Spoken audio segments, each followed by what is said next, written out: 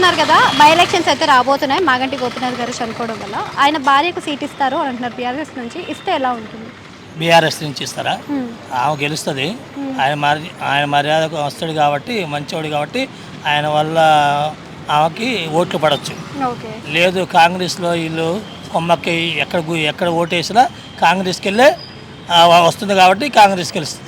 అంటే కాంగ్రెస్ నుంచి కూడా గట్టి పోటీ ఇస్తున్నారు. అంటే అజారుద్దీన్ ఉన్నారు అదే పోటీలో, మరి నవీన్ యాదవ్ ఉన్నారు. మరి వాళ్ళిద్దరికి ఎన్ని సున్నాలు, గోడకు సున్నం కొడితే అంచేపు ఉంటుంది, చూస్తానికి వైట్ అవుపడుతుంది.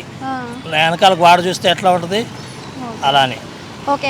అసలు మాగంటి గోపీనాథ్ గారికి ఇప్పుడు వచ్చిన నవీన్కి, అంటే నవీన్ యాదవ్ గారికి, ఇద్దరికి మధ్య తేడా అంటే ఏం చెప్తారు మీరు? తేడా ఏంటంటే ఆయన పొలిటికల్లో బీఆర్ఎస్లో మంచిగా ఉన్నాడు అభ్యర్థిగా. ఇప్పుడు కాంగ్రెస్ ప్రభుత్వం వచ్చింది కాబట్టి ఆయనకి ఎలాంటిది సౌకర్యం లేక కొన్ని అన్వయ కారణాల వల్ల దేవుడు తీసుకెళ్ళాడు.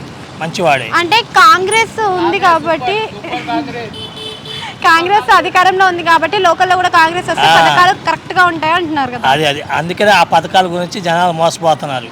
ఆయన కాంగ్రెస్ రేవంత్ రెడ్డి చేసిన అన్ని గోడ సున్నం లాంటివి. ఏది వికలాంగులకు 6,000 చేస్తా అని చెప్పి వేసాడా? చేయలేదు. తర్వాత 500 రూపాయలు గ్యాస్ ఇస్తానన్నాడా? అది లేదు. ఓన్లీ ఆడవాళ్ళకి బస్సులు వేసింది ఎందుకంటే కొట్టుకోమని, ఏది సీపీల కోసం చాట్ల కోసం కొట్టుకోమని. ఇది న్యాయమా అని నిలదీసి అడిగినకు ఆ రోజు నుంచి వాడికి పోలీసులతో సున్నం పెట్టేస్తాడు రేవంత్ రెడ్డి. వాడు ఇల్లు కూడా కొట్టేపిస్తాడు. ఇది ఎన్ని చేయాలి? హైదరాబాద్లో ఎన్ని చేయాలి డ్రామాలు?